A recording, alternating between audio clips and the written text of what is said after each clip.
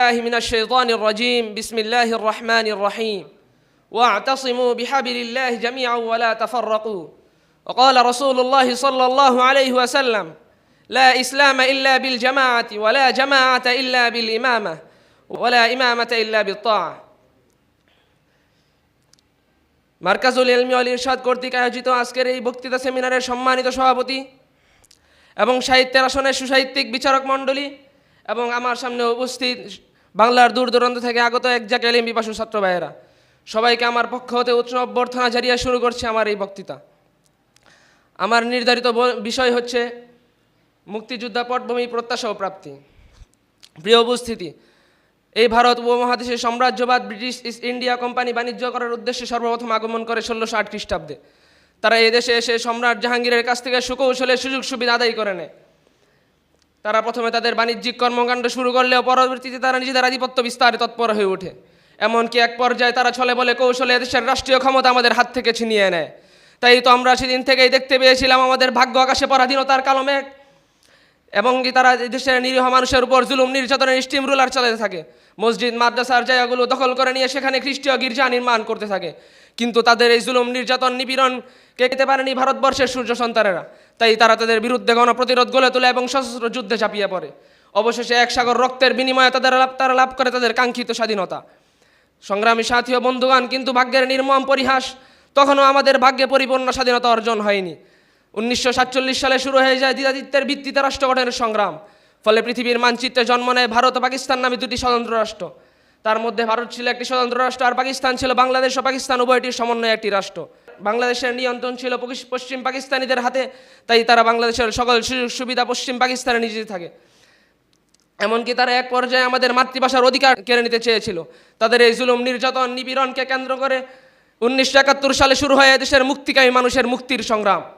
তাই তো আমরা সেদিন থেকেই দেখতে পেয়েছিলাম দেশের নিরস্ত্র মানুষ নিজেদের জীবন বাজি রেখে স্বাধীনতার স্থপতি শেখ মুজিবুর রহমানের বলিষ্ঠ আহ্বান, এবারের সংগ্রাম মুক্তির সংগ্রাম, এবারের সংগ্রাম আমাদের স্বাধীনতার সংগ্রাম স্লোগান নিয়ে দৃঢ়প্রত্যয়ে স্বৈর শাসকদের বিরুদ্ধে যুদ্ধে ঝাঁপিয়ে পড়ে তাদের অধিকারটুকু টিকিয়ে রাখতে। অবশেষে দীর্ঘ 9 মাস পর 30 লক্ষ শহীদের রক্তের বিনিময়ে, 3 লক্ষ মা বোনের ইজ্জত হারানোর বিনিময়ে, লক্ষ লক্ষ ঘরবাড়ি পুনরার বিনিময়ে তারা লাভ করে তাদের কাঙ্ক্ষিত স্বাধীনতা। প্রিয় উপস্থিতি, এতদিন আমরা স্বাধীন হওয়া সত্ত্বেও পরাধীনতার বাধাশিকলের মধ্যে আটকে ছিলাম। কেননা বাংলাদেশের ক্ষমতা কুক্ষিগত করে রেখেছিল ফেরাউনের উত্তরসূরিরা, যারা ক্ষমতার জন্য মরিয়া। কেননা ক্ষমতার মসনদ হলো দুর্নীতি আর লুটপাটের হাতিয়ার। তারা নিজেদের হাতে ক্ষমতা তুলে নিয়ে দেশের নিরীহ মানুষের সর্বস্ব কেড়ে নিয়েছিল। নিজের ছেলেদের মাধ্যমে সুইস ব্যাংকে মিলিয়ন মিলিয়ন ডলার পাচার করেছিল। চুরি, ডাকাতি, টেন্ডারবাজি, চাঁদাবাজি যাদের চিরতরে অভ্যাসে পরিণত হয়েছিল, তারাই দখল করে নিয়েছিল এই বাংলার ক্ষমতা। তারাই আজ দেশকে ধ্বংসের ধার প্রান্তে পৌঁছে দিয়েছে। প্রিয় উপস্থিতি, কিন্তু বাংলাদেশের বিপ্লবী ছাত্র আন্দোলনের মাধ্যমে এই স্বৈরাচারের পতন হয়েছে। কিন্তু এই স্বাধীন বাংলাদেশ হওয়া সত্ত্বেও এই বাংলাদেশের শান্ত পরিবেশকে যারা অশান্ত করার চেষ্টা করছে, যারা 15 মিনিটে বাংলাদেশকে দখল করে নেওয়ার হুমকি দিচ্ছে, তাদেরকে স্পষ্ট ভাষায় বলতে চাই যে এই জায়গায় বিশ্ব চ্যাম্পিয়ন স্বৈরশাসক 15 বছর রাজত্ব করেও দখল করতে পারেনি। সেখানে ভারতীয় দখলদাররা 15 মিনিট কেন, 15 বছর কেন, 15 বছরও যদি চেষ্টা করে তাহলে আমাদের মাতৃভূমি দখল করতে পারবে না। তাদেরকে হুঁশিয়ারি করে বলতে চাই, যদি তারা এই গণঅভ্যুত্থান থেকে শিক্ষা গ্রহণ না করে, তাহলে তাদেরকে এই পরবর্তী প্রজন্মের জন্য শিক্ষা বানিয়ে দেওয়া হবে। প্রিয় উপস্থিতি, এখন আমাদের জানতে হবে আমরা স্বাধীনতার 53 বছরে কি পেয়েছি আর কি হারিয়েছি। অত্যন্ত ভারাক্রান্ত হৃদয়ে বলতে হয়, স্বাধীনতার 53 বছর পার হলেও আমরা পূর্ণ করতে পারিনি স্বাধীনতা যুদ্ধের মহান শহীদদের কাঙ্ক্ষিত স্বপ্ন, গড়তে পারিনি তাদের কাঙ্ক্ষিত সোনার বাংলা, হয়ে উঠতে পারেনি সোনার দেশের সোনার মানুষ। আমাদেরকে ভুলে গেলে চলবে না, এই দেশের মহান শহীদগণ শুধু এজন্য তাদের অমূল্য প্রাণ বিসর্জন দেননি যে বিশেষ বিশেষ দিবসে বিশেষ বিশেষ অনুষ্ঠানের মাধ্যমে তাদেরকে স্মরণ করা হবে, তাদের নামে তৈরিকৃত শহীদ মিনারে স্মৃতিসৌধে ফুলের তোড়া দেওয়া হবে, বরং তারা তাদের অমূল্য প্রাণ এজন্য বিসর্জন দিয়েছিলেন যে এদেশের মানুষ বিশ্বের বুকে স্বাধীন জাতি হিসাবে মাথা উঁচু করে দাঁড়াবে। এদেশের খেটে খাওয়া মানুষ থেকে শুরু করে সর্বোচ্চ পর্যায়ের ব্যক্তি পাবেন এদের ন্যায্য অধিকার, পাবে বয়হীন সংখ্যাহীন গতিময় জীবন। দেশে থাকবে না অন্যায় অনাচার দুর্নীতি কাদাচার, দেশে থাকবে না সুদ ঘুষ চাঁদাবাজি টেন্ডারবাজি। কিন্তু এর বিপরীতে আজ আমাদের ভোগ করতে হচ্ছে দেশের নেতাকর্মীদের দুর্নীতি আর দুঃশাসনের ভয়াবহ পরিণতি। সংগ্রামী সাথী ও বন্ধুগণ, যারা জাতির চালিকা শক্তি হিসাবে চিহ্নিত, তারাই করে সন্ত্রাস, চাঁদাবাজি আর ক্ষমতার অপব্যবহার। তাদের আশ্রয়ে আশ্রয়ে দুর্নীতিতে ছেয়ে গেছে সমগ্র দেশ। সারা দেশের মানুষ ভুগছে আজ নিরাপত্তাহীনতার মরণ জলে।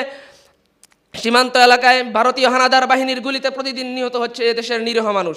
সংগ্রামী সাথী ও বন্ধুগণ, আমাদের মহান মুক্তিযোদ্ধাগণ এ ধরনের জিহাদের জন্য জিহাদ করেননি।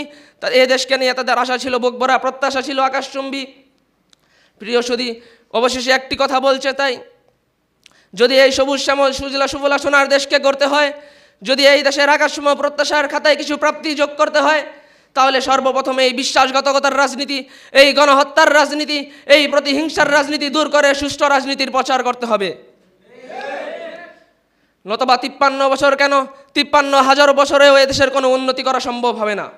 কাজেই আমাদেরকে নতুন বছরে নতুন উদ্যমে নতুন প্রেরণা নিয়ে আমাদের শাসকবর্গ যদি নীতি ও নৈতিকতার সাথে সত্যিকারের দেশপ্রেম নিয়ে দেশের উন্নতি করার চেষ্টা করে, তাহলে সেদিন আর বেশি দূরে নয়, যেদিন আমাদের মহান মুক্তিযোদ্ধাগণের কাঙ্ক্ষিত সোনার বাংলা গড়বে, যেদিন এই বাংলাদেশের মানুষ বিশ্বের বুকে স্বাধীন জাতি হিসেবে মাথা উঁচু করে দাঁড়াবে। সেই আশা, সেই প্রত্যাশা নিয়ে আমার বক্তব্য রীতি টানছি। আসসালামু আলাইকুম।